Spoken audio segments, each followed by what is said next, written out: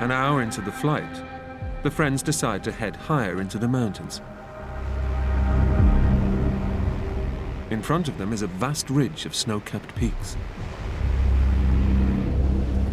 But as Justin tries to pull up and over them, I looked at the instruments. You have a feet per minute indicator, up or down.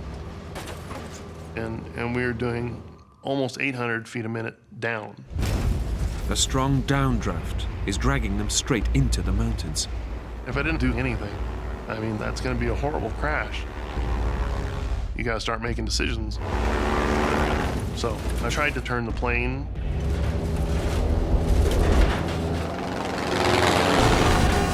But the stall warning would beep.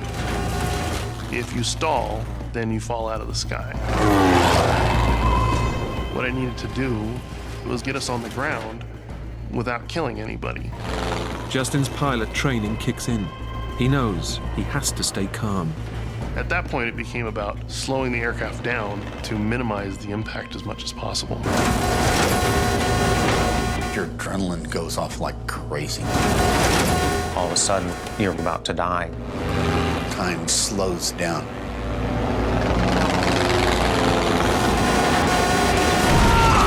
We hit the trees.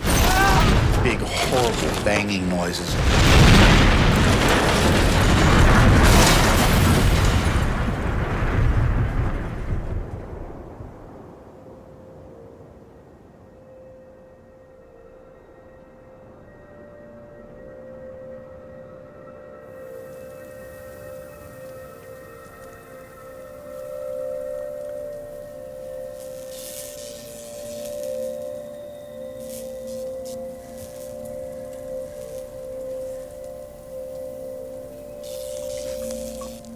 Miraculously, Justin is completely unscathed.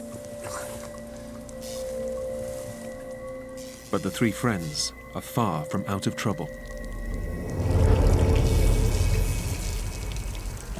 The first thing that I remember seeing was the fuel. It was just like, oh my God, that's fuel. That scared me. One spark could turn the wreck into a giant fireball. Larry! We gotta get out now, Larry! Fuel's everywhere, we gotta go! I told Larry, you have to get out of the aircraft right now. And he told me that his leg hurt. I explained to him he has to get out now if he doesn't want to burn to death. Finally got it together. I managed to go backward out of the plane.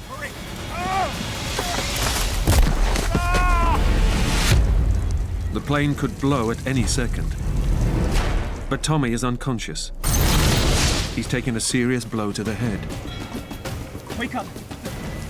Tommy, wake up, man, we gotta get out of here! Tommy!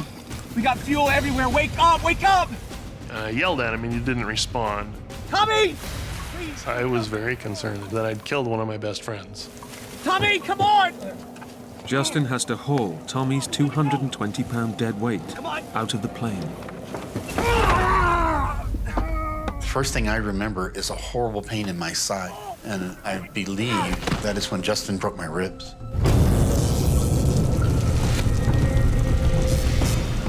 The three friends have to get away from the fuel-soaked wreck. But Larry can't walk. As soon as I put any weight on the leg, I just I immediately fell over and screamed. Larry, get up, come on, stand up, stand up. Head up, boy, come on, go. When I got him to his feet, the pain in my side was excruciating. But I felt it was more important to get away from the gasoline than it was to worry about the pain.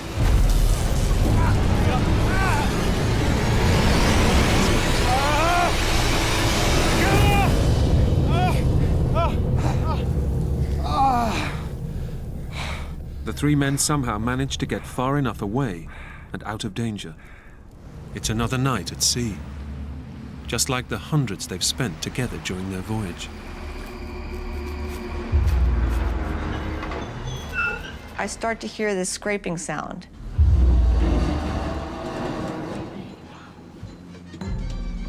It's very light, and I just think in my head, well, maybe it's a floating coconut palm or something we've just hit.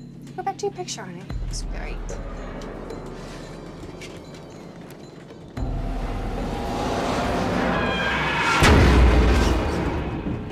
there's this sharp bang sound. Then it starts to get louder and louder. I run into the salon. Like chalk on a board on steroids, man. It's just ripping our ears apart. And my son's voice coming from the cockpit, one word. Reef! Reef!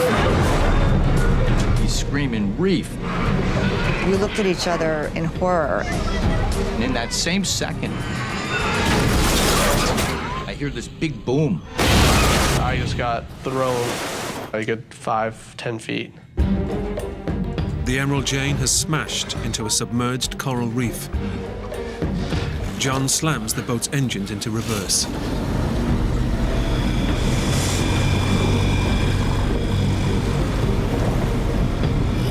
The boat grinds to a halt on the reef. But their ordeal has only just begun.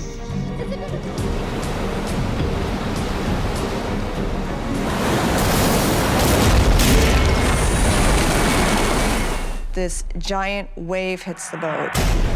The ocean has punched its way through the hull of the boat. The water just comes shooting through, exploding. I feel like I'm in a scene from Titanic.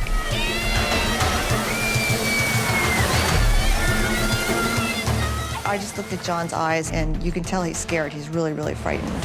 He doesn't know what to do, and I don't know what to do. The whole dream of my life was all disintegrating right in front of my eyes.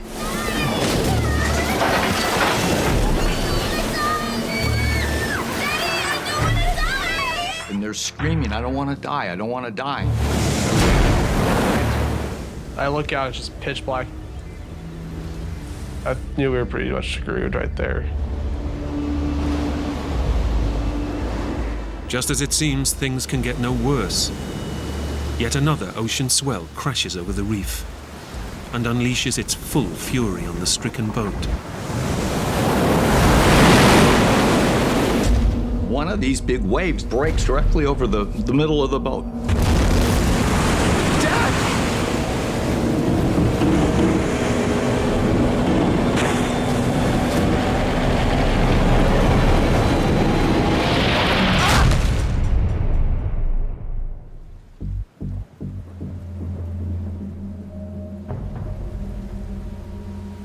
I'm flat on my back.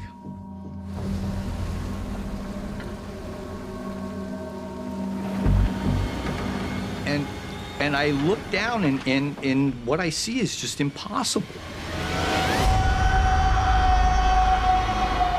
That mast, that 80-foot mast is laying right across my legs. The huge force of the wave has snapped the Emerald Jane's mast. This huge surge of electric pain just barrages it explodes in my brain.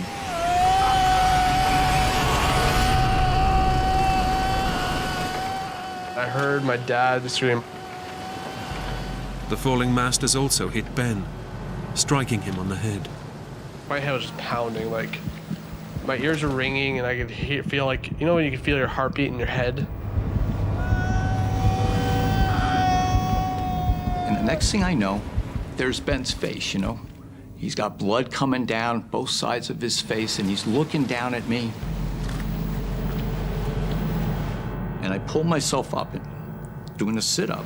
I'm confronted with these two white bones, the remains of my lower leg, and they're shattered.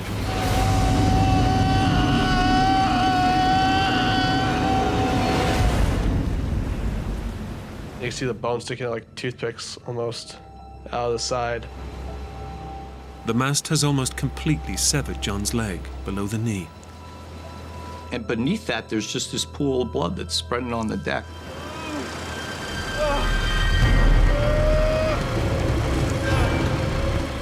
Ben tries to free his father from under the 2,500-pound mast. This thing is 80 feet long.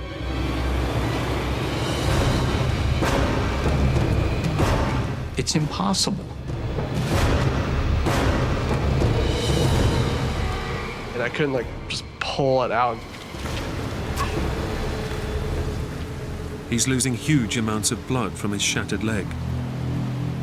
And Ben knows that unless he can find a way to stem the flow. Continues. Steve switches on the autopilot and beds down for the night.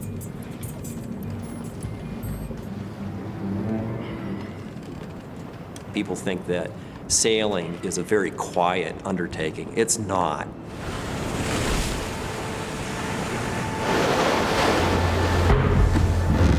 Big waves are slamming against the side of the boat. You get this quite jerky motion, but I was still able to kind of lie down, and I was kind of half asleep.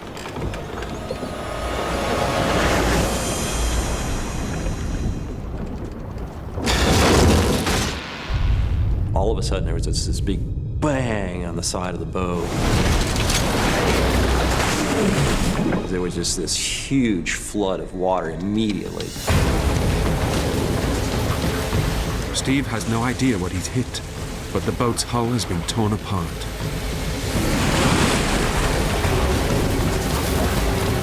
The water was rising very, very quickly. Within seconds, the water is above his head. I just thought, this boat is going to be underwater. I'm going right to the bottom. Steve's boat is sinking. He knows he has seconds to get to the life raft up on deck. Is stowed deep inside the flooded boat.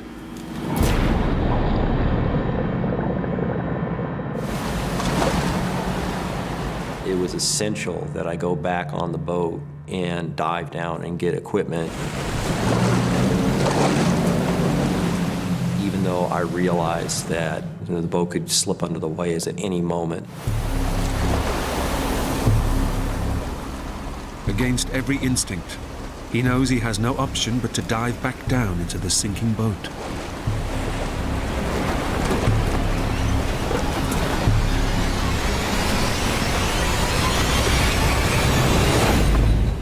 It was all dark in there, so I couldn't really see anything. I could feel the ditch kit. It was tied down, and I started cutting away.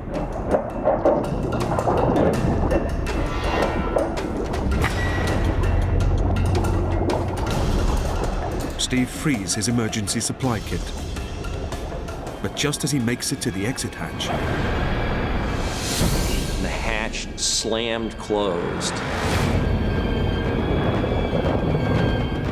The boat's covered with water. I'm going down. I thought that was it. If I don't get out of here right now, I am going to die. There's 100% certainty of that.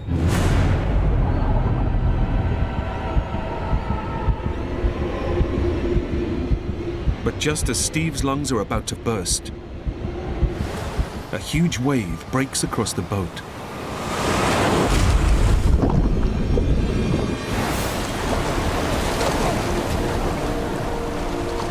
All of a sudden, there's air.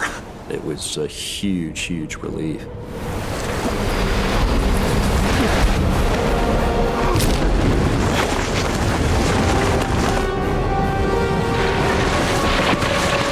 I don't remember tripping.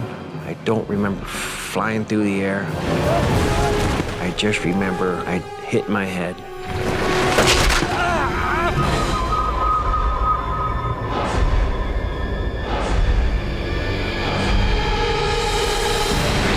I don't know how far I fell, but it had to be 30, 40 feet at a time. You have no control. You just hope you land and survive. Charlie helplessly plummets to certain death.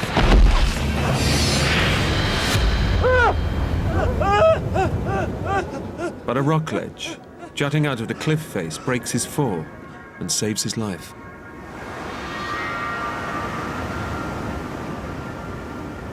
The ledge that I landed on was no more than maybe 6 feet deep and maybe 10 feet wide. I looked up. I couldn't go up. It was too steep. Looked down. It was steeper than heck. I was trapped on a rock. It's just an awful feeling.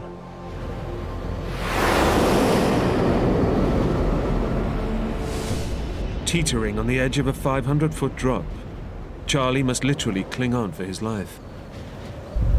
But the fall has shattered his right wrist and badly damaged his spine, and the blow to his head has left him with severe concussion. Blasted by the freezing wind, his survival instincts kick in.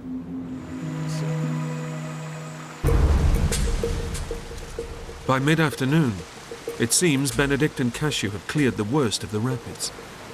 They can now continue to search for a way out of the forest. I remember starting to paddle my way into the clear water, but I hadn't quite got far enough. Suddenly I found the situation out of control. I started going backwards. It became absolutely terrifying. I realized that I was fighting for my survival. I had to keep this canoe upright. But then, wham! The canoe shattered with the impact. Everything now ended up in the water. The dog, the supplies, and me. It was a moment of absolute terror as I realized not only was I losing my possessions, but actually I was having to fight for my life. I was gagging on the water, trying to get my breath.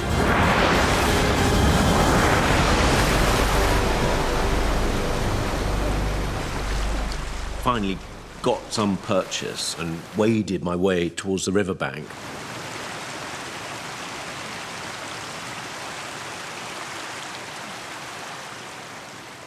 I remember just trying to take in the situation, and the situation was that I'd lost virtually everything I needed in order to survive, and lost my companionship, Cashew, the dog.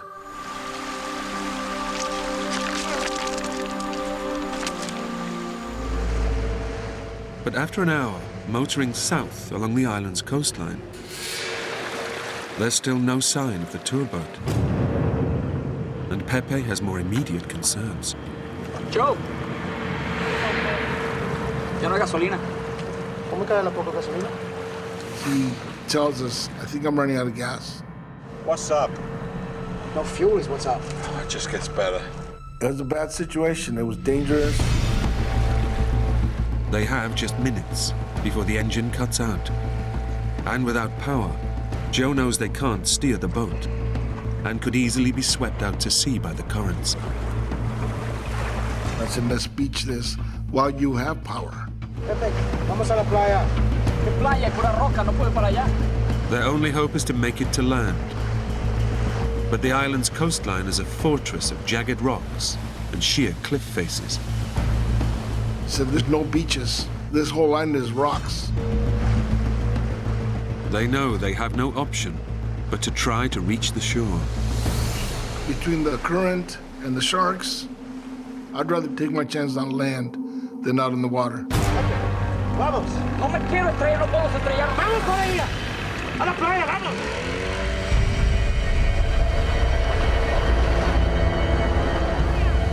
The only thing you can see is the white of the pounding water on the rocks. We were scared. Their only way to reach land is to power the boat directly into the raging surf. But just as it seems they'll make it safely,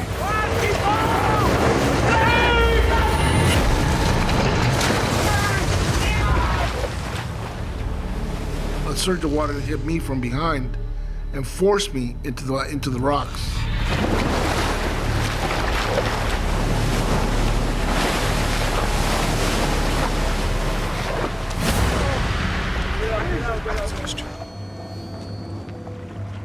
but as they sleep, they're being dragged back ever closer towards the rocky shores of the island.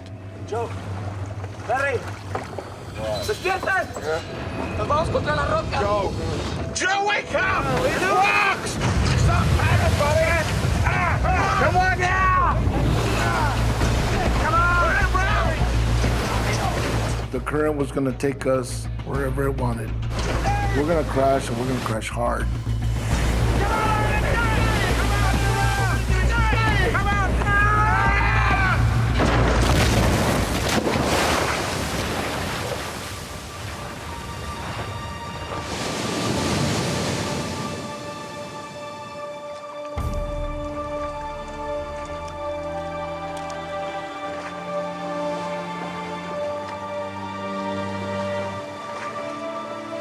Joe and Pepe make it safely to shore.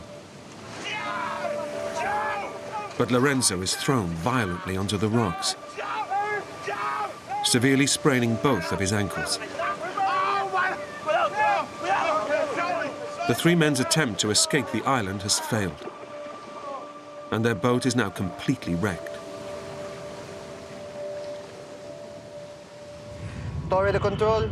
But now they're flying in dense cloud and almost zero visibility.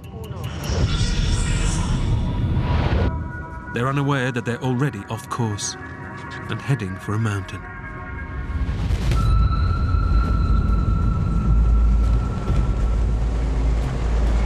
These clouds are getting very dark. That's what Brandy said, look how thick these clouds are. And so I looked outside of our window, and it got darker and darker.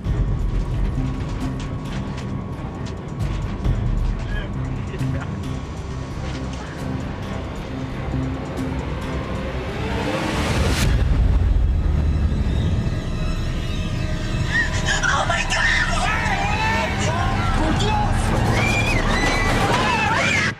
It's horrifying.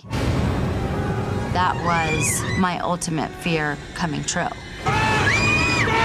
What goes through your head is the fact that you're not gonna live through this. You're headed for the mountain. You're headed for the mountain to die.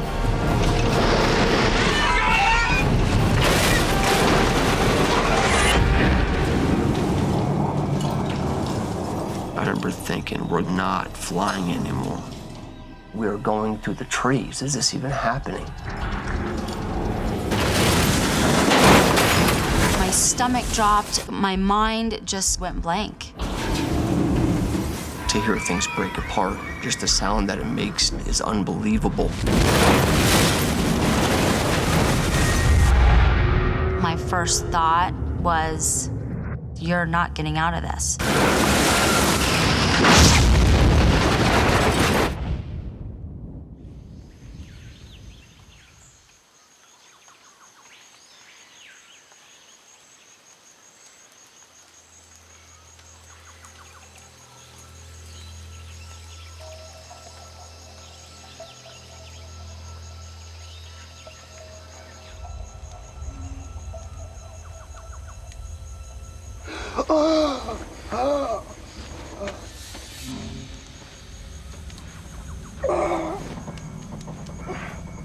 I wake up and it's freezing cold, and my entire body was soaked in jet fuel. I was in a plane on vacation, and now I'm in a black hole that I can't move my legs, and it's blood just everywhere.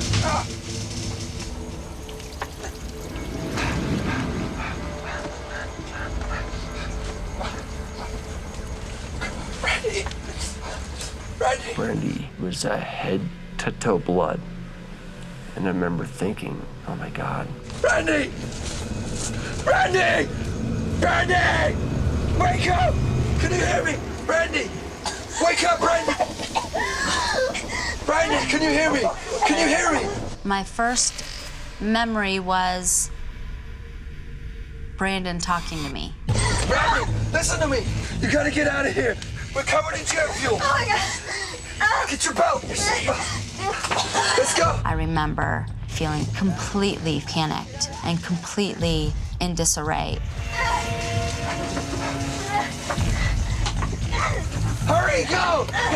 the plane!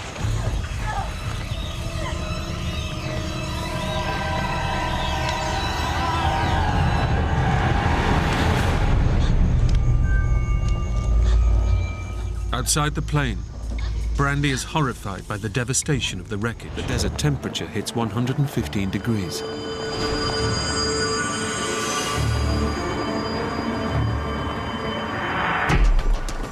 Whether it was an electrical fault or whether it was dry grass pushed up around underneath the hot exhaust system, I don't know, but I noticed smoke coming out from underneath the bonnet.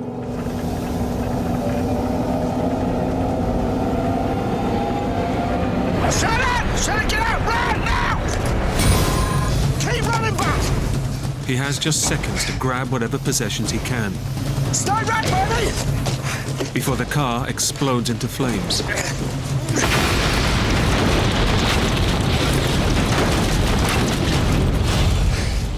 It's okay. It's okay.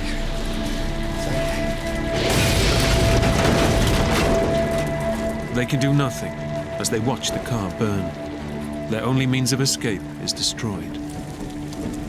And we just sat there and watched it burn, and I was giving her a cuddle and trying to reassure her that we'd be right.